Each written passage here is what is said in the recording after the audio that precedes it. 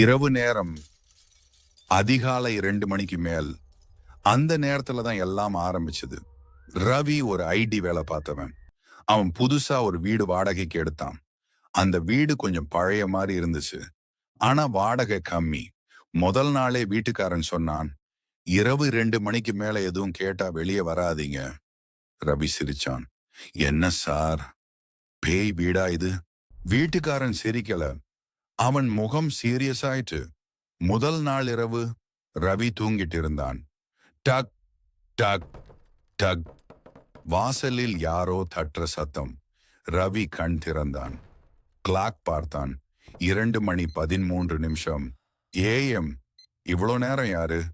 அவன் எழுந்து கதவுக்கு போனான். ஆனா திடீர்னு அவனுக்கு வீட்டுக்காரன் சொன்னது ஞாபகம் வந்தது. அவன் நின்றான். சத்தம் மீண்டும் டக் டக் டக். இப்போ கொஞ்சம் வேகமா. யாரு? ரவி கேட்டான். பதில் இல்ல.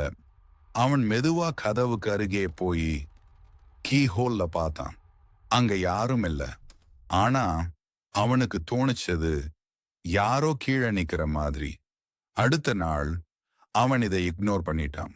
சும்மா ஹலுசினேஷன் நினைச்சான். 2ஆம் நாள் இரவு மீண்டும் அதே நேரம். 2:13 AM. டக் டக் டக். ரவி நடுங்க ஆரம்பிச்சான். அவன் மெதுவா அந்த சுவடு ஃபாலோ பண்ணினான். அது வீட்டின் பின்புறம் போய் முடிஞ்சது. அங்க ஒரு பழைய கிணறு இருந்தது. அடுத்த நாள் அவன் வீட்டுக்காரனை கேட்டான், சார், இந்த வீட்டுல ஏதாவது நடந்திருக்கா? வீட்டுக்காரன் கொஞ்சம் நேரம் அமைதியா இருந்தான்.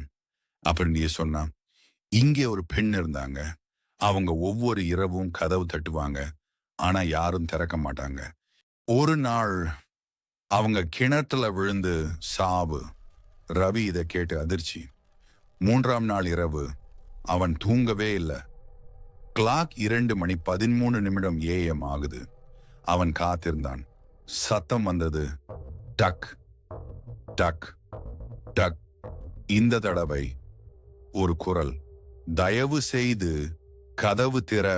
ரவி மெதுவா கதவு திறந்தான். இந்த தடவை அங்க ஒரு பெண் நின்றிருந்தாள். முழுக்க நனைந்த உடம்பு, முடி, முகம் முழுக்க மூடி இருந்தது. அவள் மெதுவா தலையை தூக்கினாள். கண்கள் இல்ல, கருப்பு குழி மட்டும். நீங்க இப்போ திறந்தீங்க. அவள் சிரிச்சாள். நான் 3 நாள் காத்திருந்தேன். அடுத்த நாள் அந்த வீடு காலி. ரவி காணாமல் போனான். ஆனா இப்போ அந்த வீட்டுல ஒவ்வொரு இரவும் 2:13 2 பேர் கதவு தட்டுற சத்தம்.